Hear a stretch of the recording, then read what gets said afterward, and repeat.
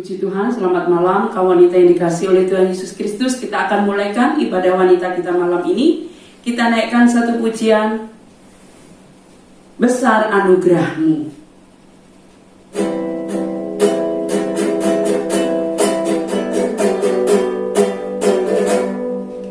Ku ada sebagai mana ku ada, berdiri menghadap tatamu Bapa,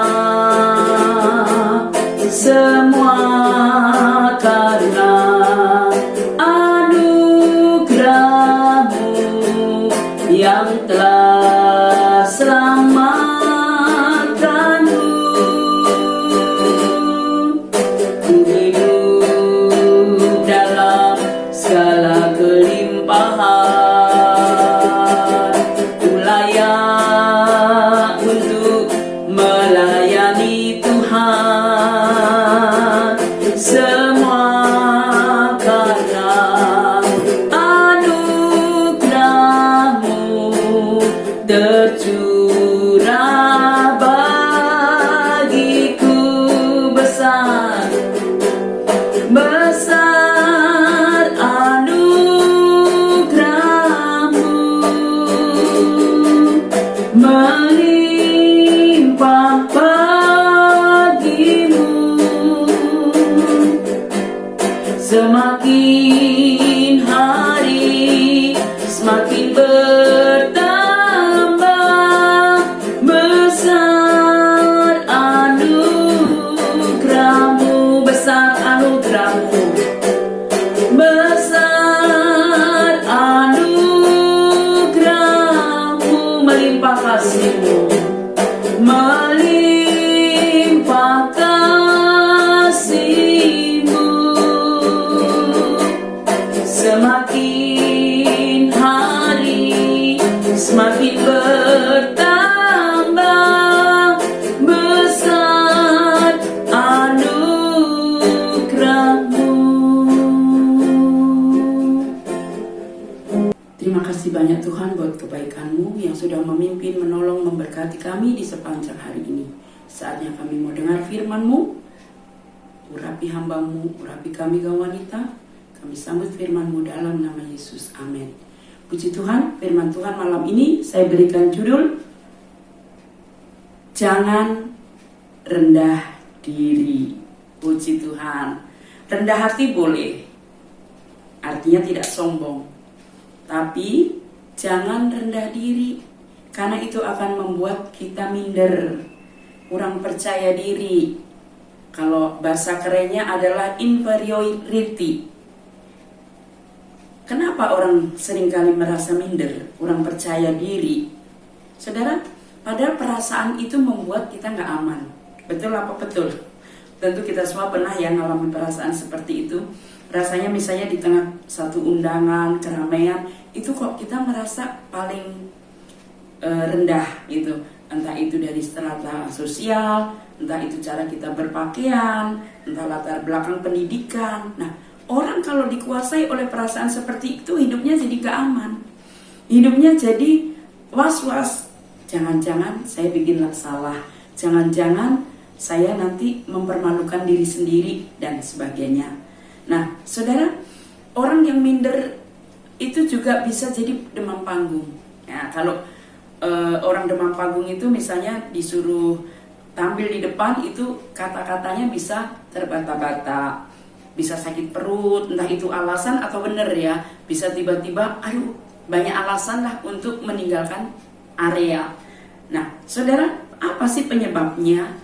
Yang pasti orang yang minder atau rendah diri itu penyebabnya karena dia melihat orang lain itu seolah-olah jauh lebih baik, jauh lebih hebat dibanding dirinya. Sehingga nggak jarang kalau dia menyalahkan dirinya sendiri. Kenapa saya bodoh? Kenapa saya nggak pinter? Kenapa saya nggak cantik seperti dia? Gitu kan? Nah, juga orang yang kurang percaya diri itu disebabkan karena apa? Mungkin memang pernah mengalami dibully, diremehkan, entah waktu kecil atau bahkan setelah ibu-ibu berumah tangga, sering diremehkan orang. Itu juga bisa membuat ada rasa minder. rendah diri, nggak percaya diri. Penyebab yang ketiga yang pasti adalah memang pernah mengalami kegagalan.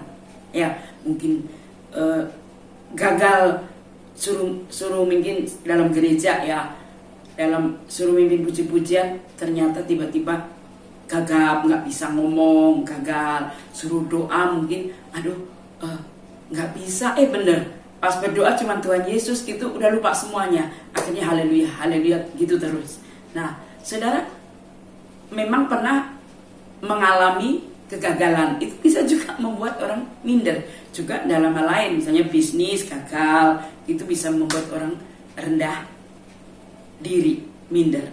Nah, saudara, banyak orang mengatasi rasa rendah diri atau minder itu dengan cara yang salah. Tetapi saya terlalu yakin dan percaya, kawan wanita Deborah, kita semua adalah orang yang menghargai anugerah Tuhan, karunia Tuhan. Kita adalah wanita-wanita yang sudah diubahkan. Itulah sebabnya firman Tuhan malam ini datang kepada kita, kaum wanita, supaya kita juga menjadi berkat, boleh mengubah orang lain, entah itu anak, keluarga, saudara yang memiliki perasaan minder, rendah diri yang berlebihan. Nah, saudara, cara mengatasi sesuai firman Tuhan itu apa? Yang pertama, yang pasti kita harus menghargai anugerah Tuhan. Hanya orang yang menghargai anugerah Tuhan, dia merasa bahwa saya milik Tuhan, saya berharga di mata Tuhan, maka itu akan menghapus segala rasa minder itu. Contohnya Rasul Paulus, Kisah Rasul 18 ayat 24 katakan, sementara itu datanglah ke Efesus seorang Yahudi bernama Apolos yang berasal dari Alexandria. Ia seorang yang fasih berbicara dan sangat mahir dalam soal-soal kitab suci.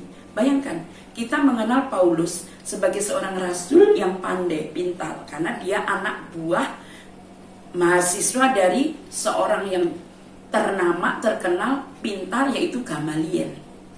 Tapi ternyata ketika dia bertemu dengan Apolos, dia pun merasa kecil, karena ternyata Apolos itu berasal dari kota besar Alexandria, dan dia itu seorang yang fasih berbicara, pintar berbicara, pandai berbicara, dan sangat mahir. Bukan hanya mahir, sangat mahir dalam hal kitab suci. Artinya Paulus itu standarnya di bawah Apolos. Nah, ada alasan sebetulnya bagi Paulus untuk minder, kan? Belum latar belakang Paulus yang lain. Tetapi kenapa Paulus tidak minder? Kenapa Paulus bersemangat terus maju dalam mengiring Tuhan, dalam menghadapi banyak olokan, bahkan penolakan dari murid-murid saat pertama kali Rasul Paulus bergabung menyatakan diri sebagai murid Kristus. Banyak orang menolak, dia penjahat, dia dulu pembunuh. Tapi dia percaya diri karena Paulus menghargai anugerah Tuhan. Sebagai wanita Kristen, mari kita mau belajar menghargai anugerah Tuhan. Maka itu akan menghapus segala rasa minder itu. Dalam 2 Korintus 2 ayat 4 dikatakan, baik perkataanku maupun pemberitaanku tidak kusampaikan dengan kata-kata hikmat. 1 Korintus 2 ayat 4. Baik perkataanku. Jadi Paulus menyadari perkataanku, pemberitaanku. Jadi cara Paulus menyampaikan firman juga dalam bersaksi, dalam berinteraksi, berbicara dengan orang waktu itu, dia nggak punya hikmat yang hebat, nggak merangkai kata-kata bagus, tidak. Nggak bisa meyakinkan orang. Lalu ayat selanjutnya, tetapi dengan keyakinan akan kekuatan roh. Jadi hanya mengandalkan kuasa Tuhan saja. Dia ternyata bukan orang yang fasih bicara, bukan orang yang bisa meyakinkan orang dengan kata-katanya. Beda dengan Apolos yang pintar meyakinkan orang. Dan di dalam 1 Korintus 2 ayat 3 dikatakan, aku juga telah datang kepadamu dalam kelemahanku dan dengan sangat takut dan gentar. Paulus juga pernah punya perasaan itu. Dia takut, dia gentar, dia merasa penuh dengan kelemahan. Salah satunya apa? 1 Korintus 15 ayat 9, karena aku adalah yang paling hina dari semua rasul. Bahkan tidak layak disebut rasul, sebab aku telah menganiaya jemaat Tuhan. Saudara, ada banyak alasan untuk Paulus minder. Dari pendidikannya, cara bicaranya, bahkan latar belakangnya yang sangat gelap. Tetapi Paulus dia bisa menjadi seorang yang berani menyampaikan firman, memberitakan firman, percaya diri, berharga, karena dia menghargai betapa besar anugerah Tuhan kepadanya. Tuhan yang sudah memilih memanggilnya menjadi hambanya, menjadi umatnya. Dan dengan itu Paulus, dia dipakai Tuhan luar biasa. Karena apa? Karena Paulus pun mau memakai anugerah Tuhan itu dengan maksimal. Sejak dia terima Tuhan, dia terus giat di dalam Tuhan, memberitakan firman, bahkan berjalan beribu-ribu kilometer.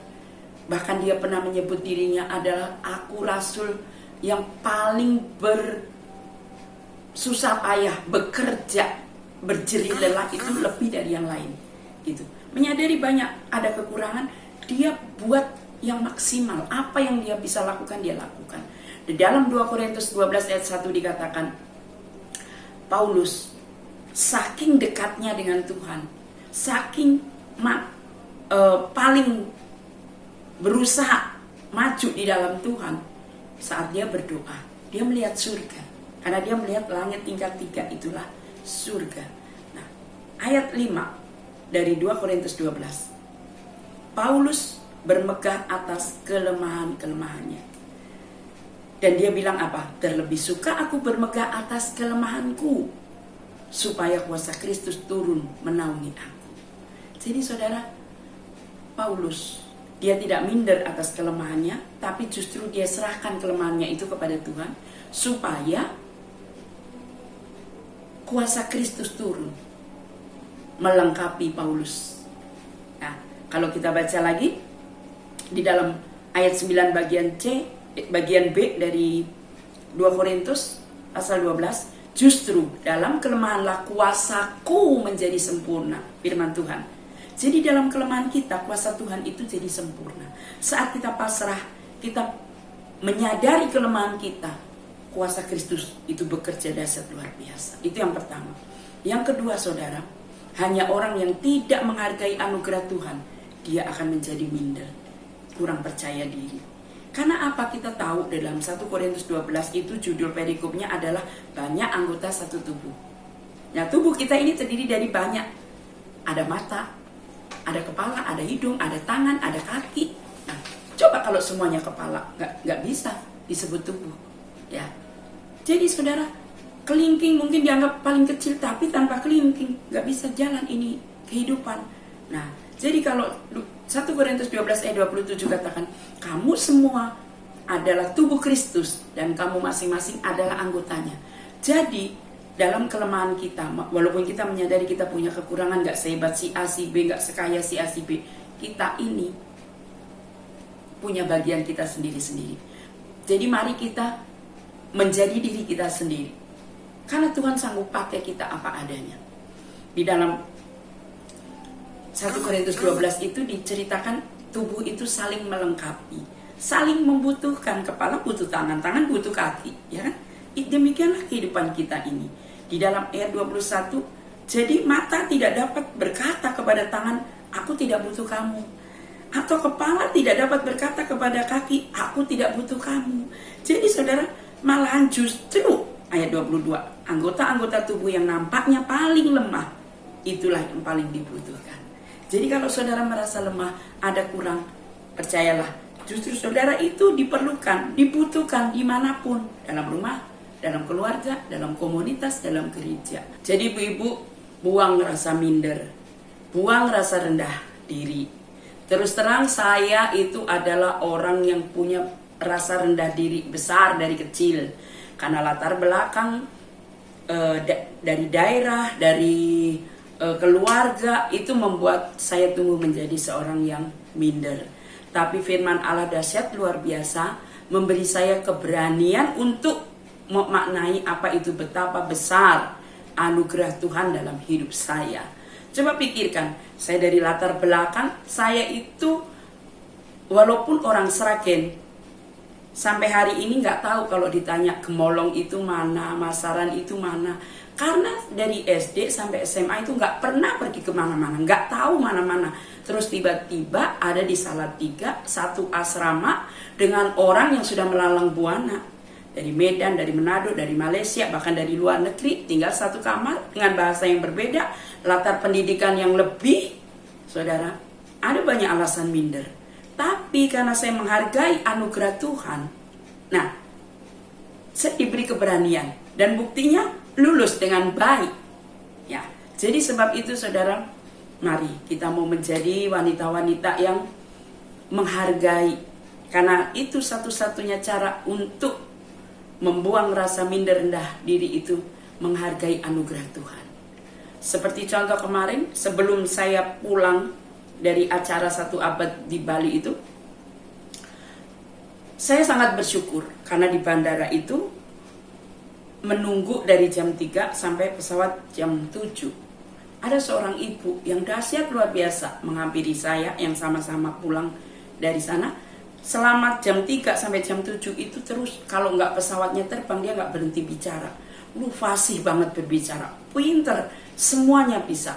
Lah, kalau saya pikir, lah saya ngomong saja terbata-bata kan istilahnya. Tetapi di situ saya dapat berkat yang luar biasa. Juga ketika saya berani melangkah kemarin itu karena saya berani menghargai berkat Tuhan. Karena apa? Nggak ada itu namanya kriteria untuk saya bisa melangkah pergi ke acara tersebut, ya.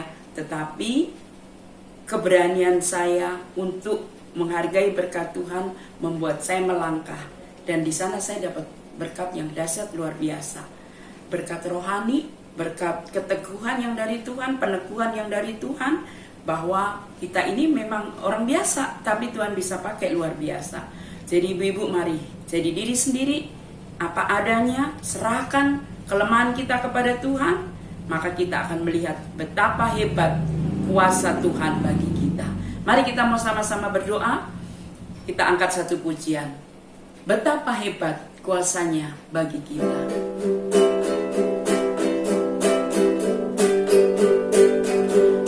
Betapa hebat kuasanya bagi kita, bagi kita, bagi kita, sesuai dengan kekuatan kuasanya. Betapa hebat kuasa Tuhan, betapa hebat kuasanya bagi kita, bagi kita, bagi kita, sesuai dengan kekuatan kuasanya. Betapa hebat kuasa Tuhan. Terima kasih Tuhan, malam ini kami sudah dengar firman-Mu. Kalau Paulus, dia pun pernah merasa dirinya kurang, lemah, tapi justru Engkau pakai dahsyat luar biasa. Demikian pula kalau kami kaum wanita, ada yang merasa diri kami kurang, ada kelemahan, kami menyadari bahwa di dunia ini tidak ada yang sempurna, hanya Tuhan yang sempurna. Sebab itu ajar kami untuk menyerahkan segala keterbatasan dan kelemahan kami kepada Tuhan, supaya kuasa Tuhan dahsyat nyata bekerja dalam hidup kami. Berkati seluruh kaum wanita, berkati keluarga mereka masing-masing, suami, anak-anak, berikan kesehatan, kekuatan di masa pandemi ini, kemanapun kami pergi melangkah, biar Tuhan terus menyertai. Kami sudah berdoa, kami akhiri ibadah wanita malam ini dalam nama Tuhan Yesus Kristus.